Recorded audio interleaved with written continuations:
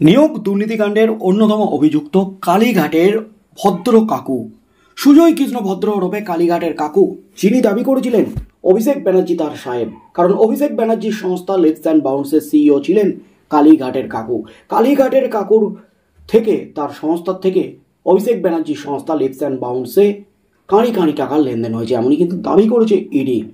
এবং কলকাতা হাইকোর্টের বিচারপতি অমৃতা সিনহার নির্দেশে কালীঘাটের কাকুর সূত্র ধরে অভিষেক ব্যানার্জি এবং তার সংস্থা এবং সংস্থার সমস্ত ডিরেক্টর অর্থাৎ অভিষেক ব্যানার্জির পরিবারের সকলকে জিজ্ঞাসাবাদের জন্য ডেকে পাঠিয়েছিল ইডি।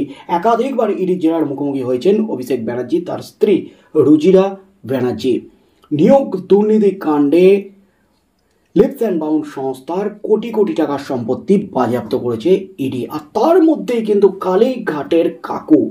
কালীঘাটের কাকুর গলার স্বরের নমুনা নিয়েছিল ইডি, যেটার জন্য কিন্তু অনেক কাঠখড় পোড়াতে হয়েছে ইডিকে। খুব সহজে সেই নমুনা সংগ্রহ করতে পারেনি ইডি। দীর্ঘ 6 থেকে 7 মাস ধরে অপেক্ষা করেছিল কালীঘাটের কাকুর নমুনা পরীক্ষার জন্য, গলার স্বরের নমুনা পরীক্ষার জন্য ইডি। তারপর কালীঘাটের কাকুর গলার স্বরের নমুনা সংগ্রহ করে বিচারপতি অমৃতা সিনহার এক নির্দেশে আচমকাই। আর এবার কিন্তু একেবারে তেড়ে ফুড়ে অ্যাকশনে নেমে পড়েছে সিবিআই। ইডির পর সিবিআই কালীঘাটের কাকুর গলার স্বরের নমুনা সংগ্রহ করতে চায় এবার সিবিআই। আর সেই নিয়েই কিন্তু এবার উত্তাল, এবার কিন্তু কড়া অ্যাকশন শুরু কালীঘাটের কাকুকে নিয়ে। আর কালীঘাটের কাকুকে নিয়ে যখন কড়া অ্যাকশন শুরু করেছে সিবিআই, ঠিক সেই মুহূর্তে জামিনের জন্য, আগাম জামিনের জন্য হাইকোর্টের দ্বারস্থ হয়েছে কালীঘাটের কাকু। আর সেই মামলাতেই কিন্তু চরম নির্দেশ, আর একেবারে ক্ষোভে ফেটে পড়লেন কলকাতা হাইকোর্টের বিচারপতি। যা নির্দেশ দিলেন তাতেই কিন্তু নতুন করে হইচই পড়ে গেল একেবারে গোটা রাজ্য জুড়ে। এই মুহূর্তের সবচেয়ে বড় খবর, কাকু কিন্তু এবার একেবারে চরম ফ্যাসাদে। প্রাথমিকের নিয়োগ দুর্নীতি মামলায় তাঁকে গ্রেপ্তার করতে পারে সিবিআই।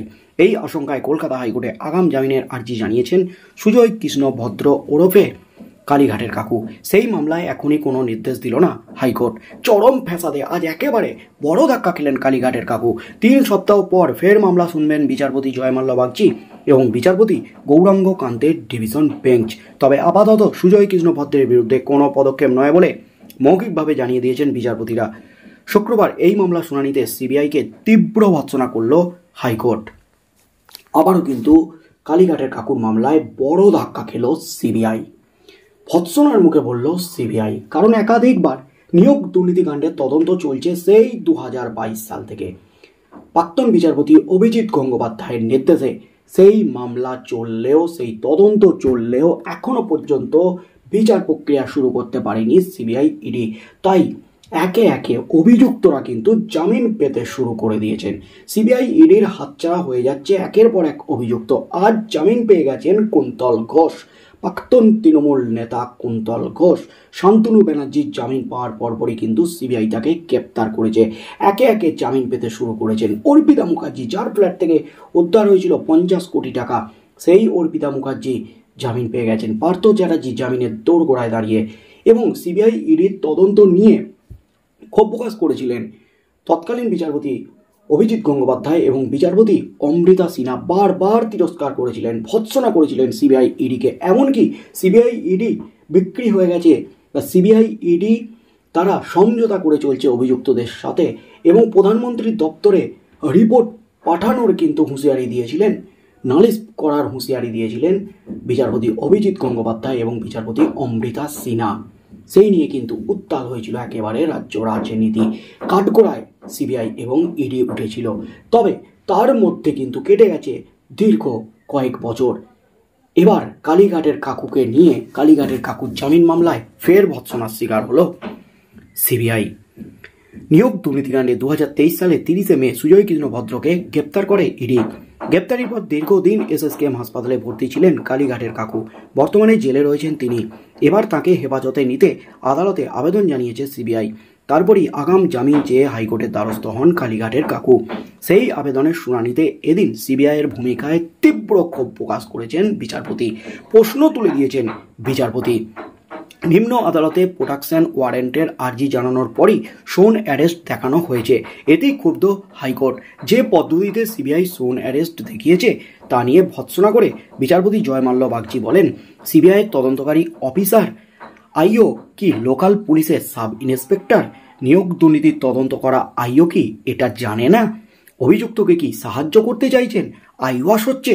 বাদ দিয়ে দিন এই সব অফিসারদের। একেবারে তেড়ে ফুড়ে চলে উঠলেন কলকাতা হাইকোর্টের বিচারপতি জয়মাল্য বাগচি। অভিযুক্তকে সাহায্য করতে চাইছেন? এটা কি আইওয়াস হচ্ছে? বাদ দিয়ে দিন এইসব অফিসারদের। এমনই কিন্তু চরম হুঁশিয়ারি সিবিআই আধিকারিকদের বিচারপতি জয়মাল্য বাগচির ডিভিশন বেঞ্চের। রীতিমতো একেবারে ক্ষোভ উগড়ে দিলেন বিচারপতি। চরম বিপাকে, চরম অস্বস্তিতে সিবিআই। ফের প্রশ্নের মুখে সিবিআই, অর্থাৎ কালীঘাটের কাকুকে কি সুবিধা করে দেওয়ার চেষ্টা করছেন? তাই কি আইন ভেঙে এই কাজ করেছেন? এমনই প্রশ্ন তুলে দিলেন, যে প্রশ্নটা দীর্ঘদিন ধরে রাজনৈতিক মহল তুলে আসছে। যে নিয়োগ দুর্নীতি মামলা সহ সারদা মামলা দীর্ঘদিন ধরে চলছে, এখনো পর্যন্ত সেই মামলার মীমাংসা হয়নি, সেই মামলার বিচার হয়নি। বিভিন্ন মামলা সিবিআই তদন্ত করলে দীর্ঘদিন ধরে, দীর্ঘ কয়েক দশক ধরে চলে যাচ্ছে। এবং যে অভিযোগটা বিরোধীরা বারবার তুলছিল, সিবিআই তদন্ত করলে সিবিআই অভিযুক্তদের সাথে সমঝোতা করে চলছে, তাদের বাঁচানোর চেষ্টা করছে, সেই প্রশ্নটাই কিন্তু তুলে দিলেন বিচারপতি।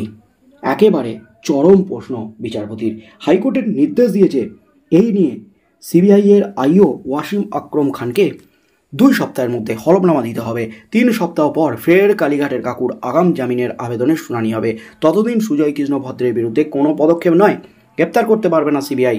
হাত গুটিয়ে বসে থাকতে হবে সিবিআইকে, এমনই কিন্তু মৌখিকভাবে জানিয়েছে হাইকোর্ট। অর্থাৎ সুজয় কৃষ্ণ ভদ্রকে সুবিধা পাইয়ে দিতেই কি এই কাজ করেছে, আইন বিরুদ্ধ কাজ করেছে সিবিআই। কারণ এভাবে সোন অ্যারেস্ট দেখালে তার বিরুদ্ধে যে হাইকোর্টে মামলা হবে এবং সেই মামলার জটে, আইনি জটে যে পুরো প্রক্রিয়াটা তালগোল পেকে যাবে, সেটা কি জানে না সিবিআই? লোকাল পুলিশ অফিসারদের মতো কাজ করছে তারা কি আইন জানে না, নিয়ম জানে না? তারা কি অভিযুক্তকে সুবিধা পাইয়ে দেওয়ার চেষ্টা করছে? অর্থাৎ আবারও কিন্তু সিবিআইকে নিয়ে প্রশ্ন উঠে গেল।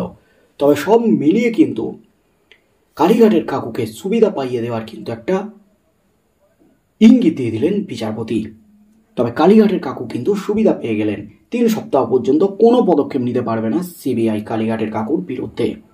তাই আগামী দিনে কালীঘাটের কাকুর বিরুদ্ধে কি পদক্ষেপ নিতে চলেছে এবং যে হলফনামাটা দেবে সিবিআই, সেই হলফনামায় কি জানায়, এই যে আইন বিরুদ্ধ কাজ, এর সাপেক্ষে কি যুক্তি দেয় সিবিআই, তারপর বিচারপতি কি নির্দেশ দেন, কালীঘাটের কাকুর মামলায় কি হতে চলেছে এবং কালীঘাটের কাকুর গলার স্বরের নমুনা সংগ্রহের যে দাবি করেছে সিবিআই, সেই নমুনায় কি কি তথ্য লুকিয়ে আছে, কি হতে চলেছে আগামী দিনে, এবার কি মেন মাথা ধরা পড়বে, সেদিকেই চোখ থাকবে গোটা রাজ্যের।